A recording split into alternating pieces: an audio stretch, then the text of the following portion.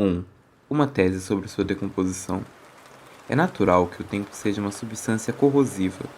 Com todos os seus membros, o toque da brisa leva a cada segundo um pouco de tudo.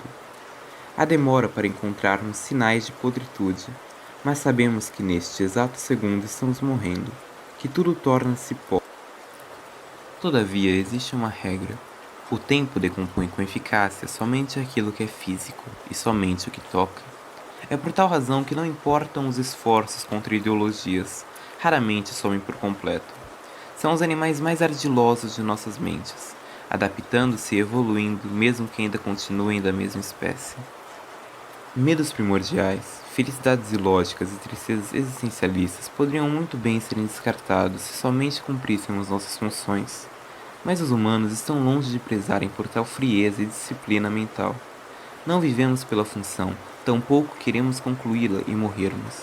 É nas entrelinhas dos sentimentos desnecessários, nas ideias não contributivas para os meios convencionais, que encontramos na raça uma completa nova função, essa sendo a arte. Pela arte encontramos a imortalidade, que quebra o dever primário. Tornamos-nos as ideologias, uma transcendência para um outro ser que ainda não vimos partir. O artista que dedica-se às formas antes inúteis é uma classificação diferente de ser humano. Muitas vezes partilhando dos sonhos de todos, porém com grande diferencial na absorção do mundo. Digo que muitos querem a ressonante voz eterna da influência. Retrocedendo um pouco no raciocínio, é normal que o tempo por si só corra fatos que nós, como espécie perseverante na Terra, tenhamos presenciado em grande escala. E quando por acaso o próprio homem tenta encobrir algo, somente chamará mais atenção por lutar contra aquela coisa. É impossível destruir a factualidade por completo, ao menos era isso em que eu acreditava. Não existem maneiras realmente palpáveis para descrever o quão surreal foi descobrir sobre os encantos que o mito da Cova das Artes trouxe. Tal história, apagada por décadas mesmo que nos seus tempos tenha sido mundialmente falada e cobiçada, estava em minhas mãos. Era realmente uma descoberta histórica magnífica que minha pessoa, um mero homem, traria para os estudos de todos os outros homens. Escrevo isso em um pequeno caderno, com minha caneta mais cara, esperando meu voo para onde tal lugar fica. Minha pretensão é a de descrever a minha jornada, futuramente publicar essa crônica após apresentar tudo a especialistas. Bem, desejo boa sorte a mim mesmo. Agora, receio que eu tenha de deixar este caderno de lado. O café daqui é realmente tentador. Não quero sair do aeroporto sem tomá-lo, ainda mais porque meu corpo anseia por algo quente nesses tempos frios e chuvosos.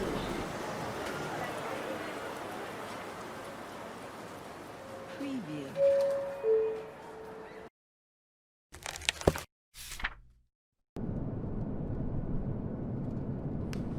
2.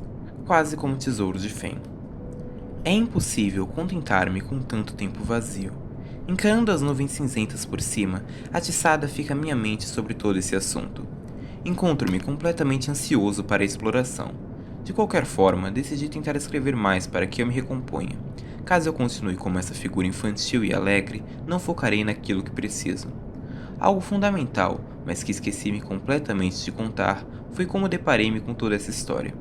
Preciso explicar, primeiro, como minha vida funciona. Usarei uma frase simples de Henry David Thoreau. Os livros são o tesouro precioso do mundo e a digna herança das gerações e nações. Talvez sois genérico, porém define minhas oportunidades até onde conheço-as.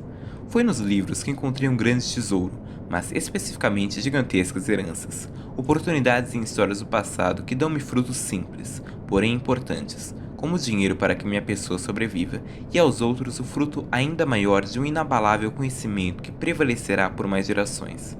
Conhecimentos de nomes e histórias importantes que ajudarão com que os próximos homens saibam dos homens de hoje, assim reconhecendo o que está no solo por onde vagam, outros que construíram as ruas, protegeram seus decoros e agora adubam suas plantas. Sou um biógrafo, não dos mais renomados, porém ainda assim já ganhei bastante dinheiro com tal vida.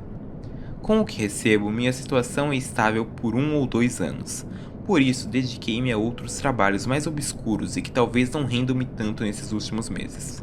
Obras que nem mesmo foram publicadas e suas extensivas pesquisas terminaram como puro hobby. No ritmo de pesquisas descompromissadas sobre obscuras personalidades, um antigo poema, com seu único registro virtual sendo a foto do papel velho de gerações anteriores sendo segurada pelas mãos de um rapaz, despertou minha curiosidade. Ali não havia nome, assinatura, selo, nenhuma identificação, mas mesmo assim isso não impediria-me de procurar sobre. Em algumas semanas consegui contato com o proprietário do papel, procurando ele por redes sociais, postando a imagem e divulgando como podia, até que alguém se identificasse, este sendo tataraneto do escritor original. Se pergunta-me o que prendeu-me em tal poema, não sou capaz de especificamente dizer ou ouso tentar dissecar minha mente ao ponto de remover tal essência de encantamento.